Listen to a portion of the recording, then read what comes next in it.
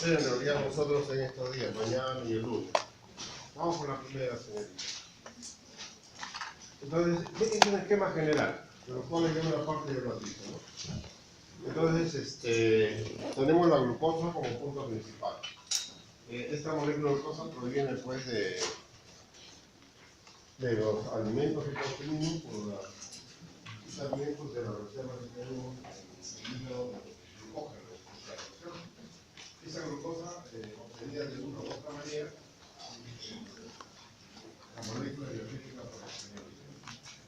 Todos los procesos que vamos a estudiar tienen como base pues, esa glucosa.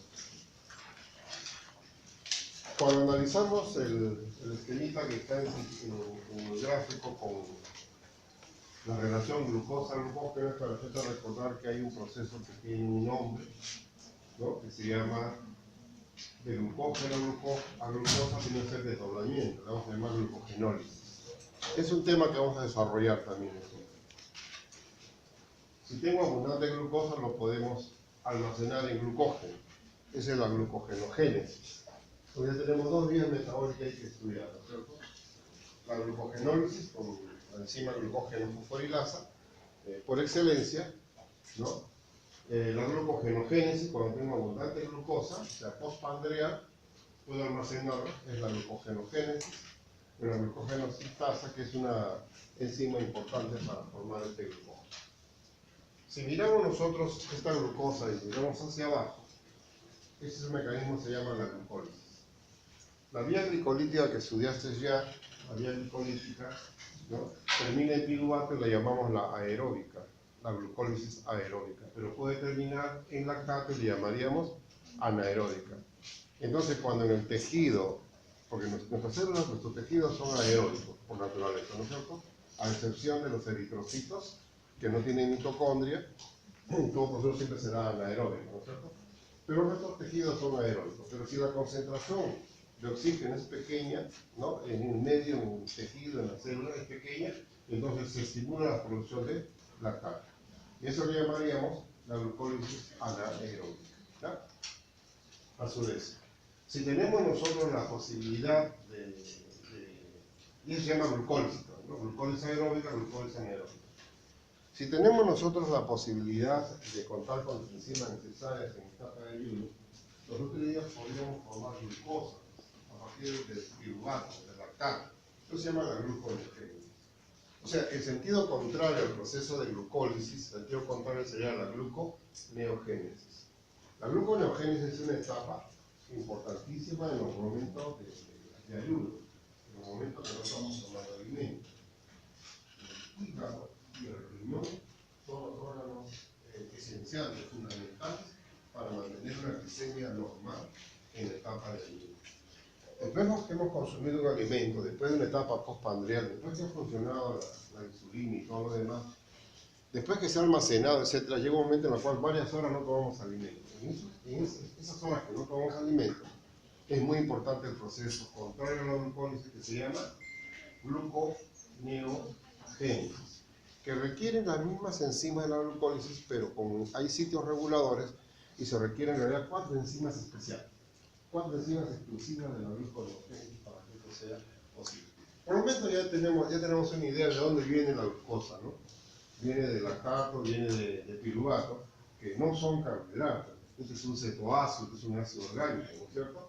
Pero de otros compuestos como aminoácidos también podría originarse la glucosa.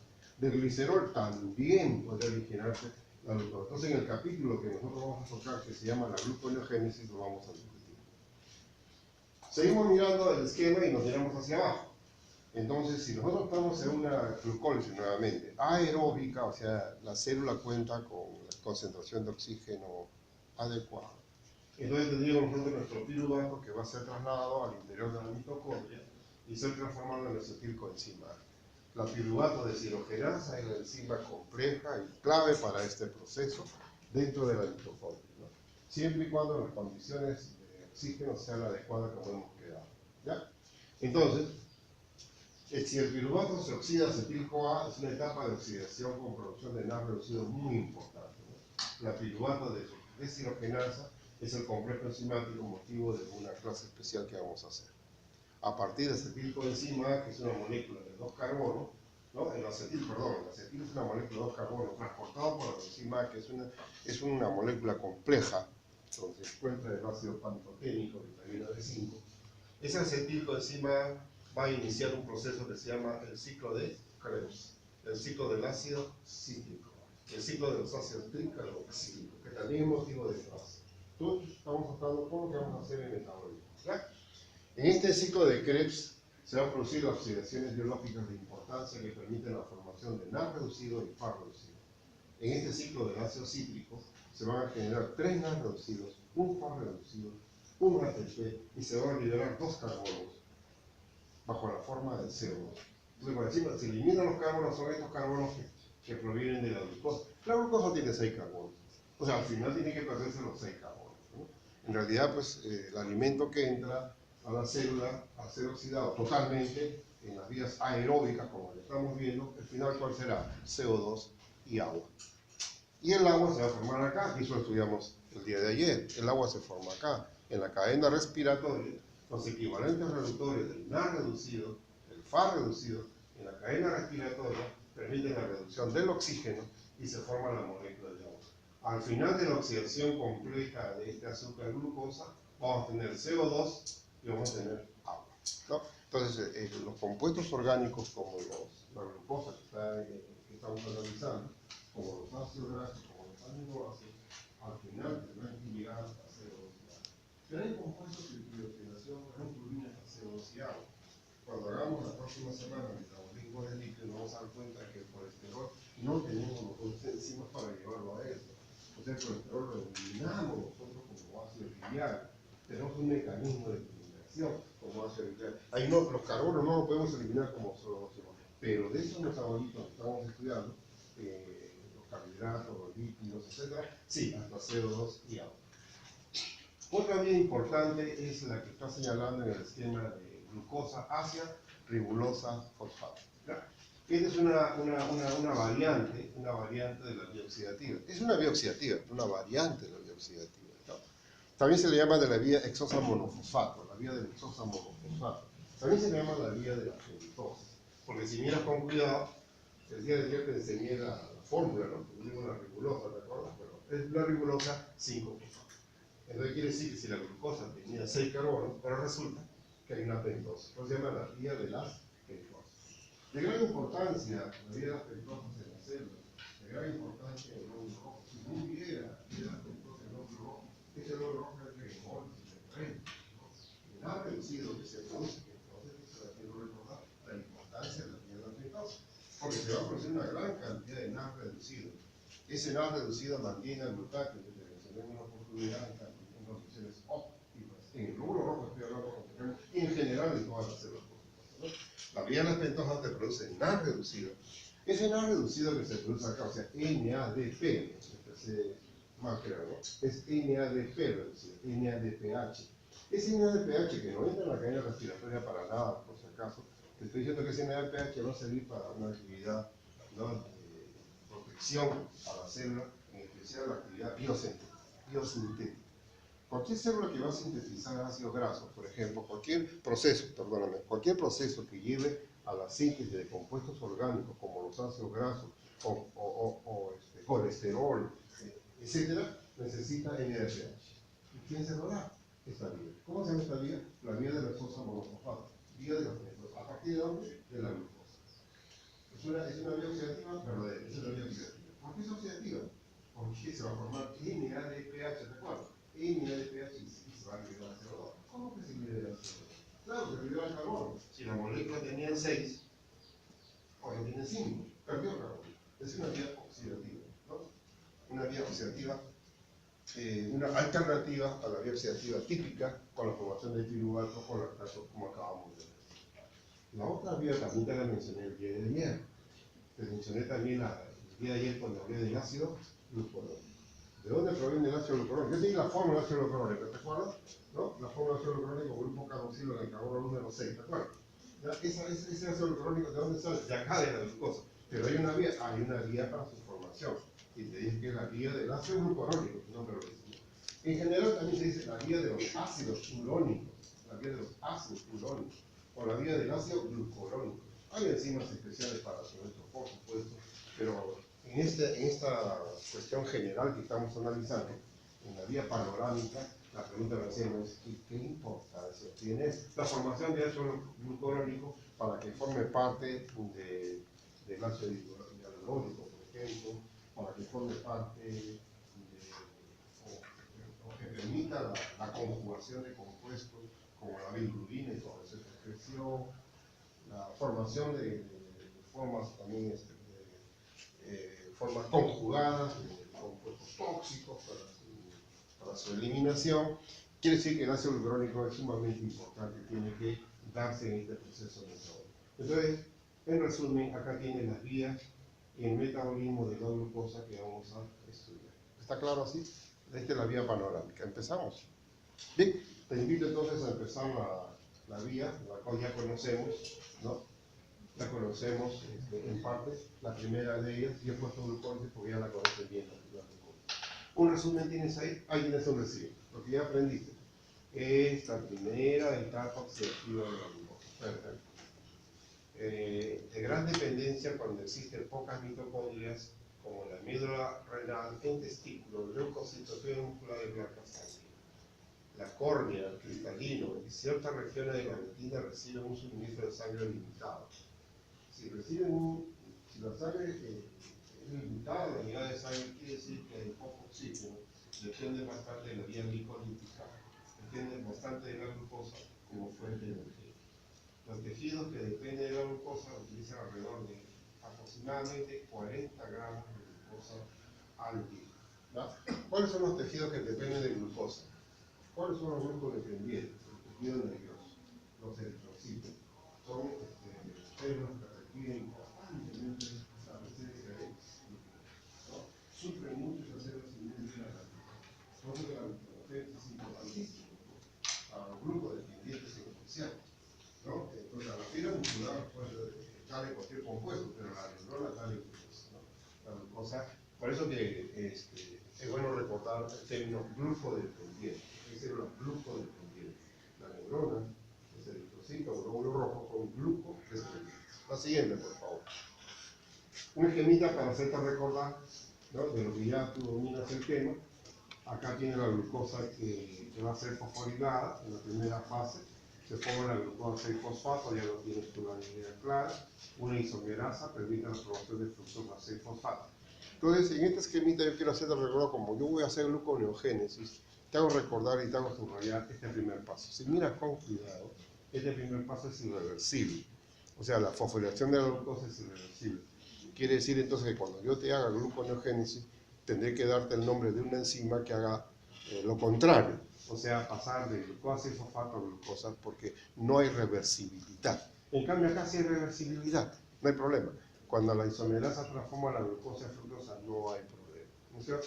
Hay gasto de ATP acá, se consume ATP, tú estudiaste sobre el consumo de ATP, ¿no? Se consumen 2 ATP, porque mira, acá también se necesita. Y acá interviene una enzima que es la fosfructoquinasa, muy importante también. Y mira con cuidado, si no lo apreciaste bien, si no te lo aprendiste, hoy ya te lo aprendes. Este es un mecanismo irreversible, ¿ya? ¿Conformación de qué? De fructosa 1,6-difosfato. Entonces, para revertirlo en un mecanismo de gluconeogénesis necesito otra enzima especial. Pues, ¿te acuerdas que te dije que hay 4 enzimas clave en la gluconeogénesis? ¿No? Las otras, bueno, las otras son las mismas de la glucólisis. Son las mismas de la glucólisis, no habría problema, ¿no? Entonces, acá tiene la formación de un compuesto muy importante que por acción de una aldolasa se va a transformar en 2 moléculas pequeñas, cada uno de 3 carbonos. Gliceraldehído 3-fosfato y hidroxacetona fosfato. La siguiente, por favor.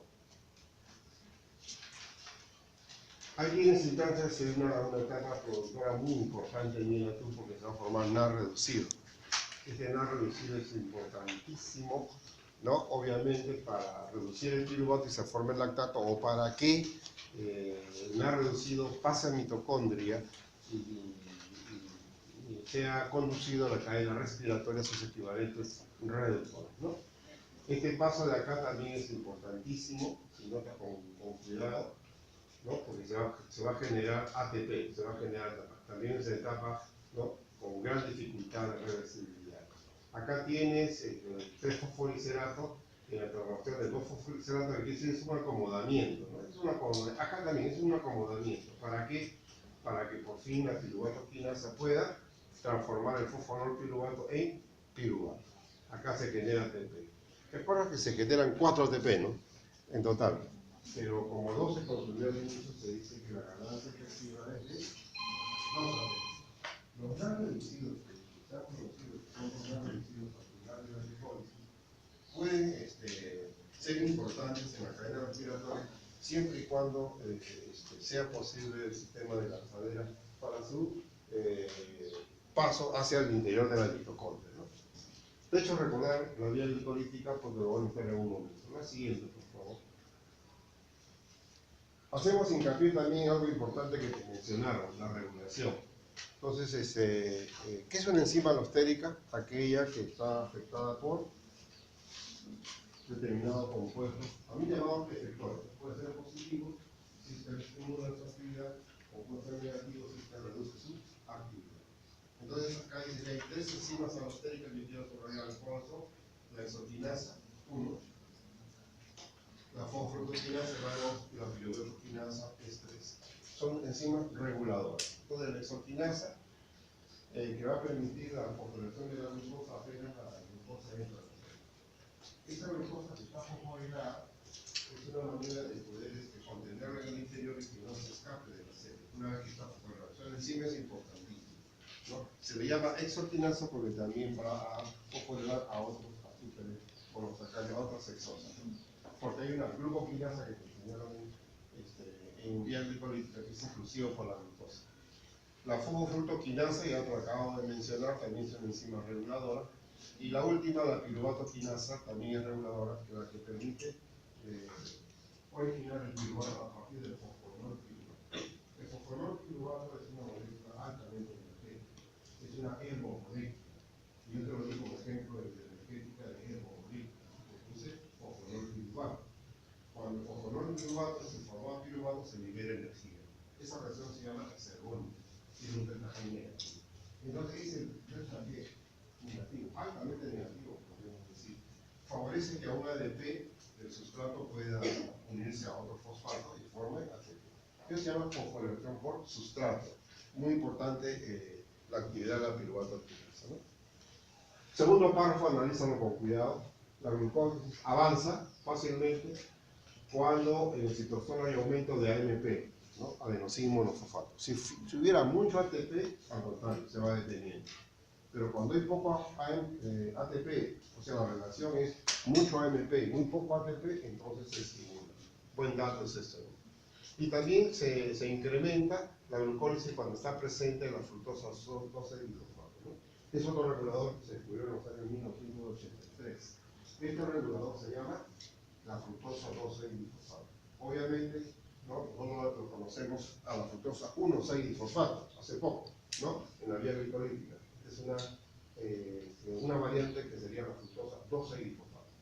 Esa fructosa 12-glicosfato no sigue ningún camino de oxidativo para ganar energía, no sigue, solamente regular. Nada más que regular. ¿Y cómo lo regula? Vamos a volver a leer. ¿Cómo lo regula? Aumenta ¿qué? Perdón, incrementa ¿qué? La glucólisis. O sea, si este compuesto está presente en una buena concentración, la vía glicolítica se da con su facilidad. Al revés. Si no está presente, así disminuye la actividad. La glucólisis disminuye cuando la cantidad de ATP era de esperar. La cantidad de ATP esté elevada. Si hay mucho ATP, entonces ¿para qué seguir el proceso oxidativo? Si hay demasiado ATP. Por lógica, ¿no? El citrato proviene del ciclo de Krebs. Cuando el ciclo de Krebs está trabajando intensamente, se produce abundante citrato. El exceso de citrato que ya se está produciendo va a salir de la mitocondria, ¿no? Y ese citrato que sale de la mitocondria inhibe el proceso glucólico, como diciéndole, ya no quiero más acetil-CoA, ya no quiero más ciclo de Krebs. ¿Entiendes? Entonces el citrato que sale va a inhibir el proceso de glucólisis, pero detiene la glucólisis cuando aumenta, ¿no? Disminuye, cuando se eleva la cantidad de citrato. Entonces, ¿de dónde proviene el citrato? del ciclo. Entonces, cuando el acetil-CoA se une a hexanacetato en el ciclo de Krebs de forma citrato, ese citrato, esa fuente de carbono es importante en el ciclo de Krebs para que siga todo el proceso que llevamos a estudiar en un ratito. Perfecto. Pero el exceso sale. Al salir inhibe a la vía electrónica. La alanina. La alanina también es un compuesto que su presencia en determinada concentración va a disminuir la vía glicolítica a nivel de las enzimas reguladoras, ¿no? El glucagón es una hormona del ayuno. Por lo tanto, si es el ayuno, va a estimular la formación de glucosa. ¿No es cierto? Entonces quiere decir que detiene la glucólisis, pero va a incrementar la gluconeogénesis. Si el glucagón es una hormona del ayuno, es obvio que va a estimular la gluconeogénesis más no la glucosa. ¿No es cierto? ¿Se entiende? La siguiente, por favor. En ese esquemita que interpretamos que la fructosa 2,6-difosfato, esta estimula la vía glucolítica, ¿no? Entonces va a estimular a la actividad de la fosfofructoquinasa 1, porque hay la fosfofructoquinasa 2, que va a permitir la formación de la fructosa 2,6-difosfato. Estoy hablando de la fructosa, la fosfofructoquinasa 1. Entonces esa actividad se incrementa si está presente el metabolito conocido como la fructosa 2,6-difosfato, ¿no? Entonces se incrementa la vía glicolítica cuando está presente, más 2 cuando está ausente, no estamos entendiendo, ¿no? Entonces estamos, mediante un diagrama estamos notando, ¿no? Es la inclusión de un experimento. Estamos notando la importancia que tiene la fructosa 2,6-difosfato en la vía glicolítica. La siguiente, por favor. Si es tan importante, ahí te la presento. Esa es la fructosa 2,6-difosfato. La fructosa 2,6-difosfato, carbono 2, carbono 6, ¿no? Un mecanismo de fosforilación. Ahora vamos a ver. Carbono 1, carbono 2, 3, 4, 5 y 6. Ahí están los 6 carbonos. Como te mencioné el día de ayer, la fructosa tiende a poseer un efecto enfrentado. ¿Cómo se llama? Furanosa. Entonces es una furanosa, ¿cierto?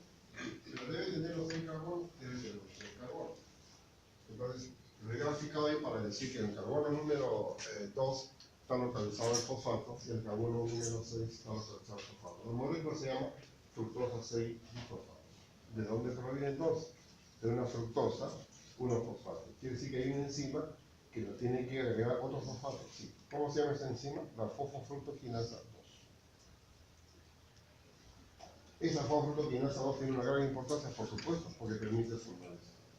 Y si la fosfofructoquinasa 2 está dando fosfato a la fructosa, ¿no? Va a estimular claro, va a estimular la glucosa, necesariamente. La siguiente, por favor. Entonces, esta es la molécula que estaba mencionando. Tengo la fructosa 6-fosfato. Entonces, cuando la quinasa está trabajando, este complejo, cuando la quinasa está trabajando, se forma la fructosa 2,6-difosfato. Entonces, esta actividad se llama actividad quinasa de este complejo. La actividad quinasa de este polipéptido, si tú quieres. Ahora, si notamos con cuidado, si está funcionando una actividad fosfatasa, quiere decir que le va a liberar un fosfato. Si la fructosa 2,6-difosfato pierde este fosfato, tenemos pues la fructosa 6-fosfato nuevamente. Conclusión, mirando bien el esquema, estamos diciendo que la enzima tiene dos actividades. ¿Cuáles son las actividades? Uno, actividad quinasa. ¿Qué significa actividad quinasa? Va a fosforilar aquí a la fructosa 6-fosfato. Esa sería la actividad quinasa. ¿Dónde fosforila? En el carbono número 2. Y se forma la fructosa 2,6-fosfato. Quiere decir que a nivel de ciclosol nosotros estamos formando fructosa 2,6-fosfato. Gracias a la actividad quinasa de la fosforoquinasa 2. ¿Está bien? ¿Qué importancia tiene la formación de esta fructosa 2,6-fosfato? Estimula, permite, favorece la vía glicólica. Si el complejo no tiene ese mismo, no es otra enzima. Si el complejo ya no tiene actividad quinasa, sino actividad fosfatasa, quiere decir que va a separar el fosfato, ¿no? mencionado y queda nuevamente la molécula de fructosa 6. Entonces, quiere decir que va a haber un sistema de regulación para la formación de este metabólico. Sí, hay todo un sistema de regulación. ¿Cuál es? Veamos. Así es. Ahí tiene el sistema de regulación. Nuevamente, si yo estoy en ayuno, quiere decir que la hormona que te va a responder la insulina. Ese glucagón va a estimular la energía cíclica de forma local que tuvimos la vez pasada. Entonces, yo quisiera que mire con cuidado el límite y te des cuenta que acá tienes el complejo mencionado enzimático, ¿no?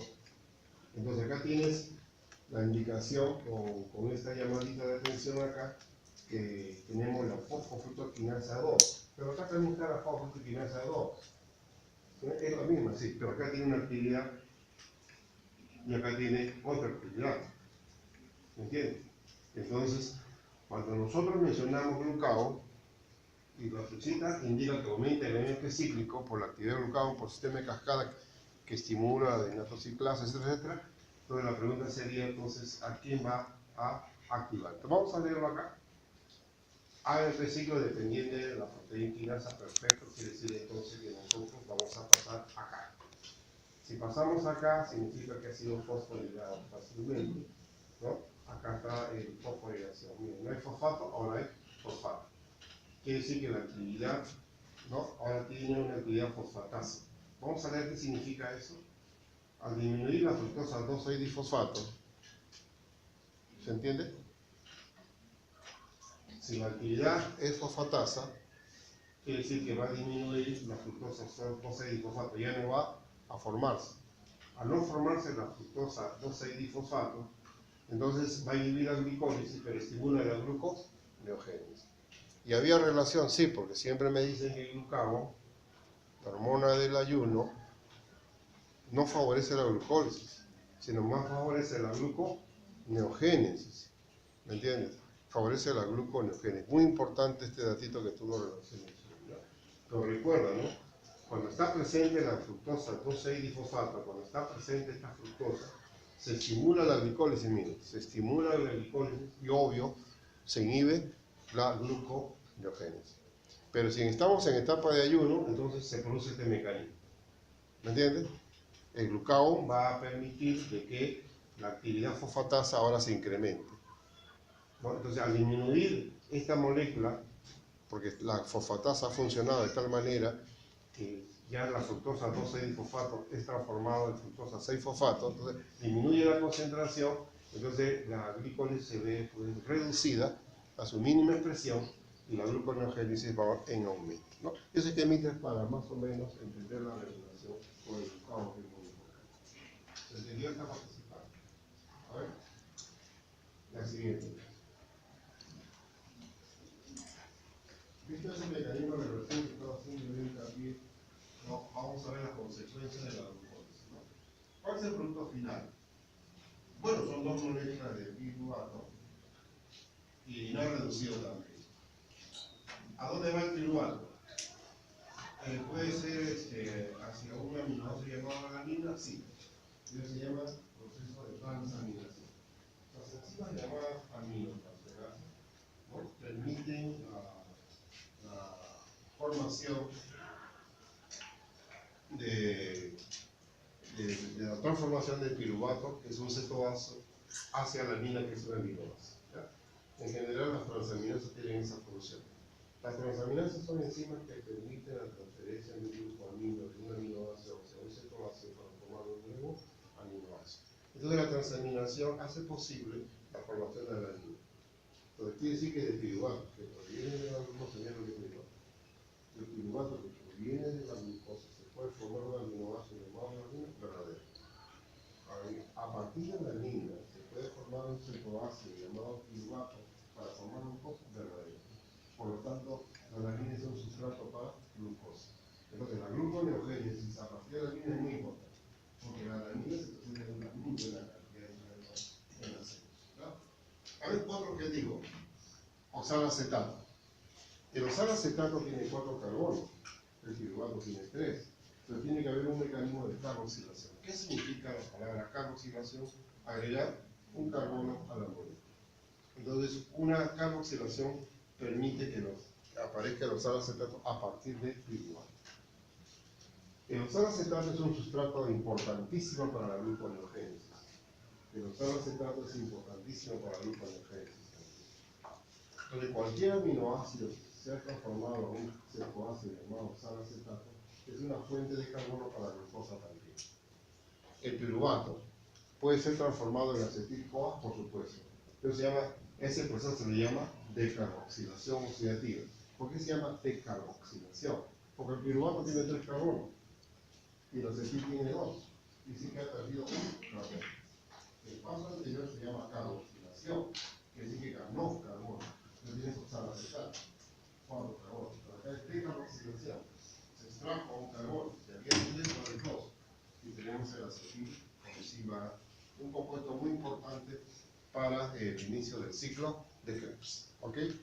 Luego tienes un proceso de formación de lactato por reducción. Cuando la célula cuenta con poco oxígeno, entonces el piruvato es reducido al lactato, interviniendo el NAD reducido, NADH. Cuando el NADH dona equivalentes reductores al piruvato, cuando el NADH dona sus hidrógenos al piruvato, aparece el lactato. Ese proceso se llama reducción. Lo contrario se llama oxidación. Cuando el lactato es transformado a piruvato, se llamaría oxidación. ¿No? Cuando el lactato está transformado a piruvato. Pero cuando el piruvato está transformado en lactato se llama reducción. A ver, ¿entendiste lo que es esos momentos? Transaminación. Interviene una enzima llamada transaminasa que permite formar un aminoácido a partir de un cetoácido. ¿Cuál es el cetoácido que estoy mencionando? Piruvato. ¿Cuál es el aminoácido que estamos hablando? Alanina. El proceso de carboxilación significa agregar carbono a la molécula. ¿Ve? Entonces, si yo tengo una piruvato carboxilasa, entonces quiere decir que el piruvato, si gana un carbono, ya tengo que usar acetato. De carboxilación oxidativa quiere decir sacar, ¿no? Entonces, sacar, si sacamos carbono, entonces quiere decir que vamos a tener el acetilcoenzima. Entonces, cuando el piruvato es transformado en acetilcoenzima, la piruvato deshidrogenasa es una decarboxilasa, ¿no? Le va a extraer carbono además de hidrógeno, ¿no? Por último, la palabra reducción quiere decir ganancia, ¿no es cierto? Cuando nosotros hablamos de que el piruvato gana hidrógeno, gana, se reduce. En ese momento de reduce se llama gana. Lo contrario sería oxidación. La siguiente, por favor, ya te aclaré este punto, ¿no? Un esquemita para que recuerdes esto. La vía que sigue la glucosa, acá. La vía glicolítica con formación de piruvato. Entonces, este proceso de acá con formación de lactato en condiciones que hemos hablado de condiciones anaeróbicas, ¿no? Entonces, cuando un tejido tiene apenas de un 100% que hubiera, un 99% que hubiera, tendría pues un 3-4% de oxígeno, se estimula la formación de lactato. Entonces, el lactato es un proceso típicamente anaeróbico. Cuando los músculos trabajan intensamente, se produce el lactato, ¿no? El lactato se incrementa a nivel muscular y eso motiva el cansancio, fatiga muscular, la acumulación de lactato, porque nuestras células son aeróbicas, obviamente, ¿no? En algunas células, como los eritrocitos no tienen glóbulos rojos. El único mecanismo de la vía glicolítica es la anaeróbica, con producción de lactato. En condiciones anaeróbicas, el acetil-CoA, sin mayor comentario, ya lo hemos hablado, ¿no? Ciclo de ácido cítrico, ¿no? Con producción al final en la cadena respiratoria de CO2. Es una oxidación completa en condiciones totalmente aeróbicas. Por si acaso, en este ladito estamos poniendo un proceso de producción de alcohol que lo realizan algunos microorganismos, ¿no? Levaduras, algunas bacterias producen la fermentación, ¿no? Entonces, con producción de alcohol a partir de azúcar, glucosa, piruvato y etanol. Lo que sí nosotros vamos a estudiar no es la fermentación con producción de alcohol o cualquier otro producto, ¿no? Sino vamos a estudiar más bien el metabolismo del etanol en nosotros. O sea, cuando ingerimos el etanol, ¿qué importancia tiene en su metabolismo? ¿No? Que puede interferir algunos procesos que ya mencionamos. Ven que esa es la vía también, entonces, las transformaciones del piruvato. Pregunto, ¿de dónde proviene la glucosa? ¿Del glucógeno probablemente o del alimento? Para eso tuvo una etapa de un proceso de digestión de los azúcares y viene de los carbohidratos y viene de la alimentación. Esa glucosa, ¿cómo entra a la célula? A través de sus transportadores. Esa glucosa, ¿cómo no se escapa del célula? Porque es formulada por electrofilas. Por lo tanto, esa glucosa tiene su origen en la sangre. Y la glucosa va a seguir una vía que en este caso estamos recordando como formación de silueta, que se llama la vía dispositiva. Pero la glucosa sigue varias vías. ¿Cuáles son? A ver. Uno. ¿Qué significa glucogenogénesis? ¿Qué significa glucogenólisis? ¿Qué significa vía de la sentosa? ¿Qué significa vía de la glucólisis? ¿Qué significa glucólisis aeróbica? ¿Qué significa glucólisis anaeróbica? ¿Qué significa la vía oxidativa alternativa? Etcétera. Esas cosas es lo que tiene que mencionar tener la idea clara, ¿no? Entonces, vamos a detallar cada uno de ellos, porque yo te digo la idea panorámica. La siguiente, por favor. Estoy repasando un poquito. Y quise mencionar esto, que el doctor Elaida también te habló seguramente de la lanzadera. Yo lo necesito bastante, el sistema de lanzadera, para hacer los cálculos del ciclo de Krebs, del rendimiento energético y no confundirnos. Por eso fue este sistema de lanzadera. Se entiende que lanzadera lo estudiaste con todo el Ávila, ¿no? Esa es la transferencia, ¿no? De los equivalentes reductores al interior de la mitocondria por el proceso de lanzadera. ¿Hay dos mecanismos bien conocidos? Sí, lanzadera de glicerol fosfato, cuando el receptor es el FAT. Y lanzadera de aspartato malato cuando el receptor es el NAD. ¿Dónde está el receptor? ¿Dónde se localiza el receptor? En el mitosol, o matriz mitocondrial. Ahí está el receptor. Entonces, el receptor es el FAT, la lanzadera tiene un nombre. El receptor es el NAD, la lanzadera tiene un nombre.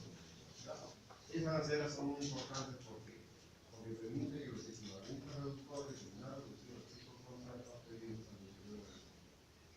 Entonces la pregunta sería, desde ahora imagínate que razón. Y si las lanzaderas no funcionan,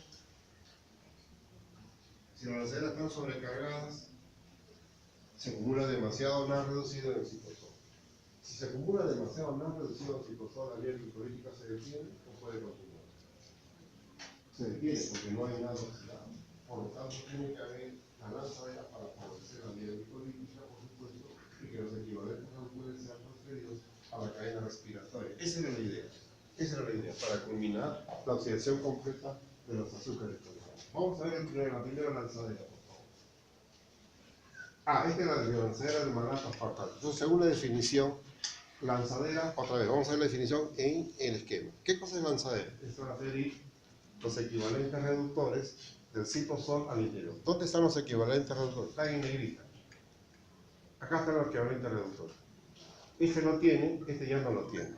Por lo tanto, los equivalentes reductores han sido transferidos a una molécula, la cual al interior de la mitocondria es transferido a un NAD que estaba esperando. Ese NAD que estaba esperando se reduce y tenemos entonces los equivalentes reductores que estaban acá, ahora están aquí. ¿Dónde están? En la matriz mitocondrial. Están en el mitosol. La pregunta que te hago, ¿y estos NAD que están acá, a dónde van a ir? Porque no se puede quedar así. Tienen que devolver NAD a la cadena respiratoria. Entonces, cuando el NAD reducido le da al complejo número 1 sus equivalentes reductores, ¿qué se regenera?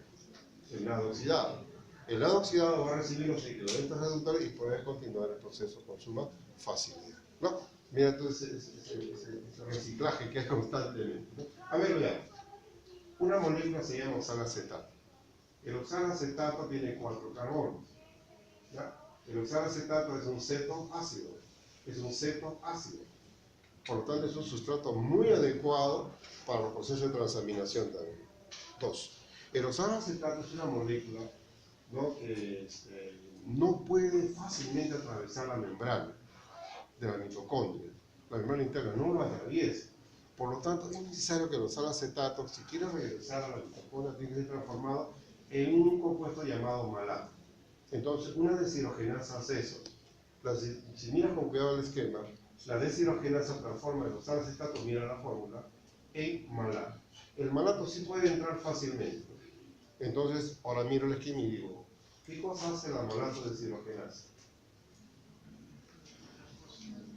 ¿Reduce u oxida? Reduce, muy bien. Una vez que reduce, el compuesto ya puede entrar con suma facilidad. si esta molécula, si esta enzima, disculpa, no está funcionando, sería imposible que esto entre por acá. ¿Me entiendes? Una vez que está dentro, el malato, por una enzima semejante, pero del citosol del malato deshidrogenasa, entonces permite la formación de oxalacetato por un mecanismo contrario. ¿Ya? Entonces, si es un mecanismo contrario, ¿a esto cómo le llamo? Oxidación, porque esto se llama reducción. Esto es oxidación. ¿Esto cómo se llama? Reducción, porque esto se llama oxidación. ¿Ya? Entonces, vemos los pares redox que siempre mencionamos. Entonces, si acá ya se produjo un proceso por el cual los equivalentes reductores son transferidos a uñar, el compuesto se oxidó. ¿Cómo se llama el compuesto que se oxida? Dame el nombre. Malato. ¿Y cuál es el resultado? Oxalacetato. ¿Y qué es el oxalacetato? El oxalacetato es un cetoácido de 4 carbonos. Mira la foto, no para que te la aprendas, sino para que lo interpretes. Tiene un grupo ceto, tiene un grupo carboxilo, es un cetoácido. Un cetoácido es un sustrato adecuado para quién? Para una enzima llamada transaminasa. Quiere decir que el cetoácido llamado oxalacetato puede recibir un grupo amino, claro que sí. ¿Quién realiza eso? Las aminotransferasas o transaminasas. Entonces, si yo tengo oxalacetato acá, necesito un donador de amino que es el glutamato. Si el glutamato le cede su grupo amino al oxalacetato, forma aspartato. Entonces, este cetoácido llamado oxalacetato se acaba de transformar en aspartato, el cual puede salir con suma facilidad para continuar el ciclo. ¿Me entiendes? ¿Pero qué nos quedó? Cetoglutarato. ¿Qué es el cetoglutarato? Míralo por favor, no para que te lo aprendas, sino míralo tú e interprétalo. ¿Qué cosa es el cetoglutarato? Es un cetoácido. Míralo. Cetoácido. ¿Por qué hago hincapié en los cetoácidos? ¿Por qué hago hincapié en cetoglutarato de oxalacetato? Porque son metabolitos del ciclo de Krebs. Son metabolitos del ciclo de Krebs que debemos tener en cuenta sus características químicas. ¿Ya? Quiere decir entonces que yo estoy pensando que si en el ciclo de Krebs me van a mencionar cetoglutarato o me van a mencionar oxalacetato, si a mí me preguntan de dónde viene eso, yo puedo decir aminoácidos, sí lo puedo decir. ¿Y cómo se llama ese mecanismo? Transaminación. Límite de la transaminación. ¿Entiendes? Entonces es importante ese dato, ¿no? de las fórmulas para entender lo que está pasando. Sale el aspartato con suma facilidad porque hay un transportador de glutamato aspartato que funciona muy bien y tenemos el aspartato afuera.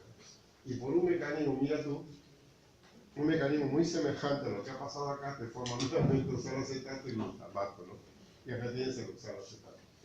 Estas transaminasas, ¿no? Permiten la formación, ¿no? de glutamato, son muy frecuentes en la vida. Y se repite, se repite y se repite. ¿Se entendió, don Lanzadero? ¿Se entendió? ¿Ok?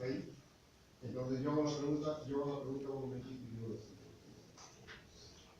¿De dónde provienen los NAR reducidos de citosol? Primera pregunta. ¿De dónde provienen? De la vía glicolítica. Ahora te preguntas más específico, ¿pero en qué etapa de la vía glicolítica se destina a la reducción?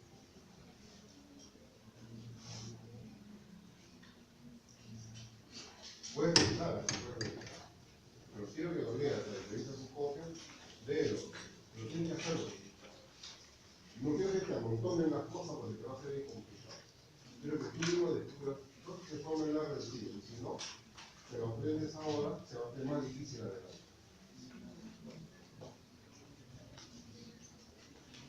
Yo te la digo, acá sabes, lo tienes en el dibujito, ahí está. Ahí está el NAD reducido. Cuando el glicerolidrio 3-fosfato es transformado de 1,3-isofosfato. Ahí está. Se forma el NAD reducido. Ya tiene su origen. Ya tiene su origen. Importantísimo. Ese enzima es importantísimo porque genera NAD. Entonces, de ahí se origina la primera pregunta. Resuelto. Todo está claro, ¿no es cierto? Ahora, la segunda pregunta.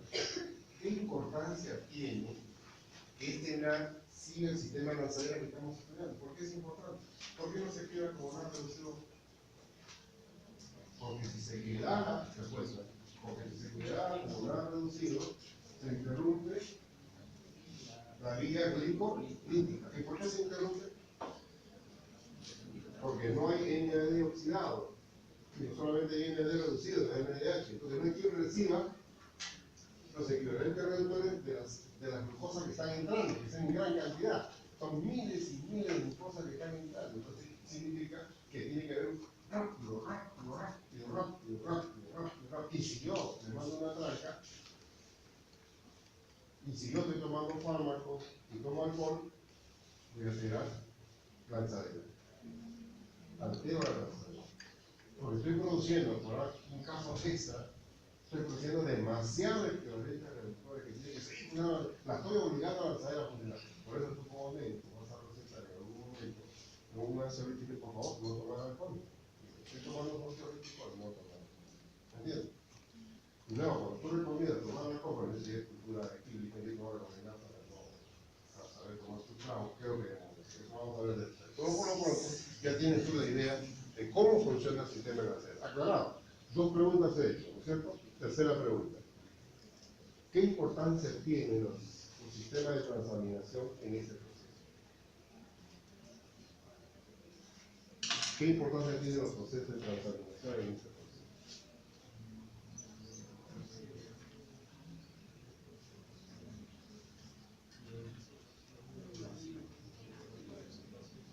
Que permite el reciclaje, ¿no?, de las moléculas, los carbonos, para que entren y salgan con suma facilidad. Si no funciona la transaminasa, ese reciclaje se interrumpe también. Importantísimo que funcionen las transaminasas. Y última pregunta, los NAS reducidos que ya están adentro, ¿quién los capta? Mira lo que te pregunto, ¿quién los capta? Los equivalentes reductores de NAS reducidos que ya están adentro, ¿quién los capta? Si tú ves tu respuesta es el complejo 1 de la cadena respiratoria. El complejo 1 de la cadena respiratoria. Si el complejo 1 de la cadena respiratoria te acepta equivalentes reductores, el NAD queda oxidado. Ese NAD oxidado puede recibir otra vez y luego otra vez. Ya, entonces, cualquier mecanismo que te altere lo que te estoy mencionando, te va a alterar todo el proceso, ¿entiendes? Por eso que en patología, ¿no?, hay que tener mucho cuidado en la vía metabólica, porque cualquier alteración a un nivel te va a traer un signo y un síntoma después. Entonces, cuando tú estudias un signo y un síntoma después, tiene que tener una explicación lógica, molecular, bioquímica, que a veces la tenemos y en otras todavía no la conocemos, pero la podemos más o menos deducir. Es el motivo de esta clase, y para terminar esta clase, porque ya van a ser las 3, pasamos a la siguiente lámina. Ya está, ese es más fácil, ¿no? Tú solito, el otro sí un poquito enredadito, pero yo creo que este es más fácil, ¿no? Funciona esta lanzadera, ¿ves? Entonces acá tiene sus compuestos que tú ya lo conoces de la vía electrolítica, ¿no? Si el dióxido de fosfato, este proceso, remarco, este proceso se llama oxidación, y este proceso se llama reducción. Enzima, glicerol, 3-fosfato, deshidrogenasa, del citosol. Y de esta forma, glicerol, 3-fosfato. Entra, ya estamos en el interior de la mitocondria con su facilidad, ya estamos acá.